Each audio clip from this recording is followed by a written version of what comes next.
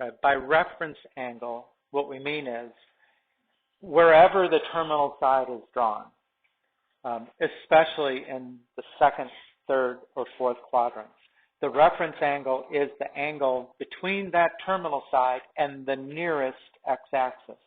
So if you're in quadrant 2 or 3, it's actually this angle, right? The reference angle is there.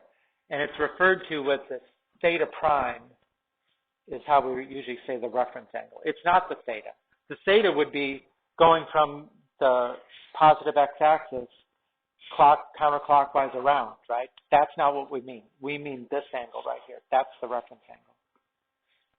Right? If you're in quadrant 3, then it would be this angle, right? Because the x-axis is nearest, it's the negative x-axis.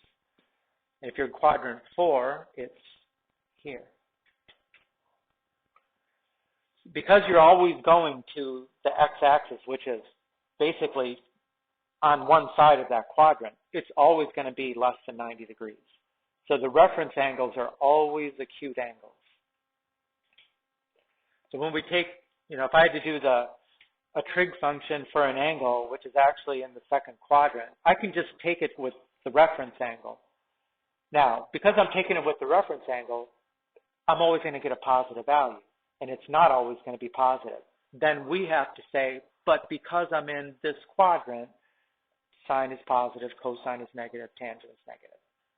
So that's just a strategy. You don't always use it, but if you find it useful, you just use that acute angle, which is the angle, to the nearest x-axis, and then apply the sign appropriate to the quadrant that you're in. They do a couple of them on the next. This is example 4.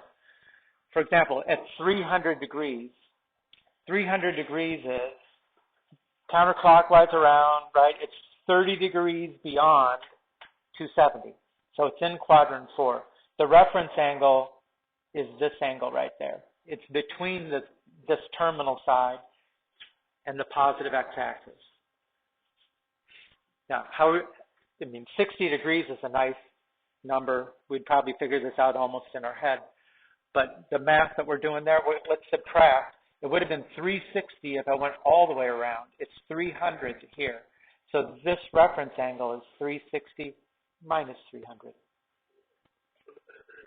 60 degrees.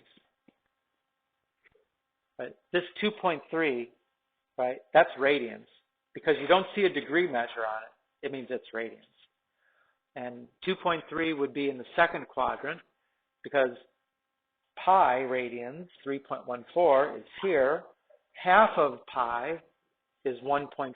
2.3 is somewhere between 1.57, which is pi over 2, and 3.14, which is pi. So it's somewhere in there. The reference angle would be that angle. Right. Now, how are we going to find that angle? Right. Subtract. If this is the 2.3, then that angle there should be 3.14 minus 2.3. Pi minus 2.3. 0.8416. And then the last one, negative 135 degrees. Well, negative 135 means go in a clockwise direction, 135, right? 90 gets you to here. Another 45 gets you to here. So that is actually right in the middle of quadrant 3.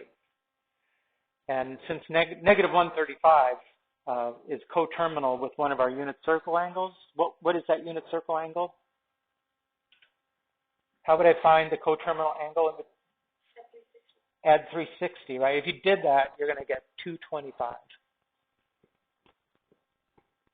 So now we're trying to figure out what is this angle, which is the difference between that 225 and 180.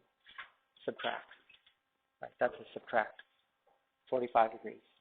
You would have probably just eyeballed that and gotten that right.